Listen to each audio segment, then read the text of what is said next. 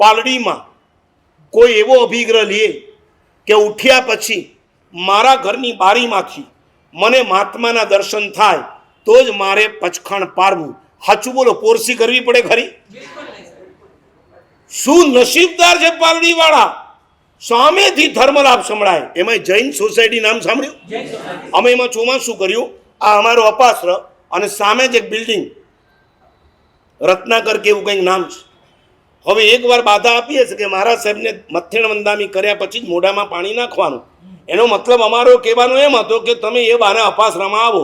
હવે અમે જ્યારે જૈન સોસાયટી ઉપાશ્રમમાં પેલે માળે ચડ્યો દર્શન કરીને અને સામેથી દરવાજો ખુલ્યો, છોકરો બહાર મથેણ વંદામી. મેં કીધું આ હારું, મિસ કોલ મારી દીધો એને.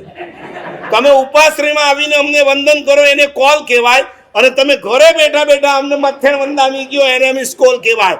આ પાછળની બિલ્ડિંગમાં ચોથે માળે એક વાગડીઓ છે, એ ત્યાંથી જ અમને મથેણ વંદામી કરી દે.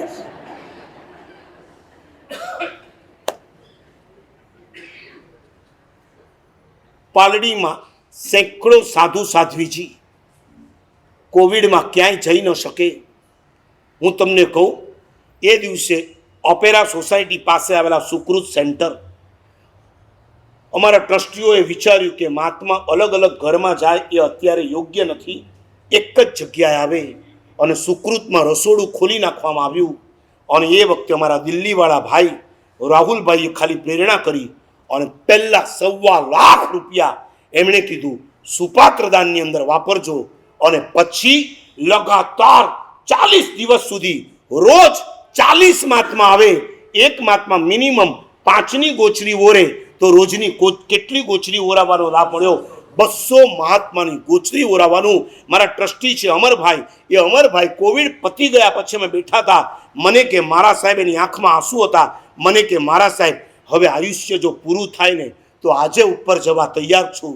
40 દિવસ સુધી રોજ 40 મહાત્માને આમ ગોચરી ઓરાવાનો જે લાભ મળ્યો છે ને સાહેબ, જિંદગીના બધા પાપ ધોવાઈ ગયા, જિંદગીનું બધું પુણ્ય બાંધી લીધું છે.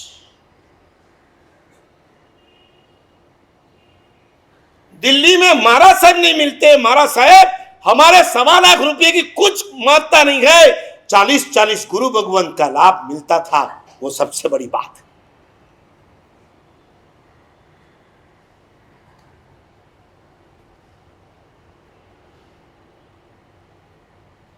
શુભ ધ્યાનમાં મન જો રમતું નહીં રાખો તો અશુભ ધ્યાન તો તમારા ઘરે આવવા માટે રેડી જ છે.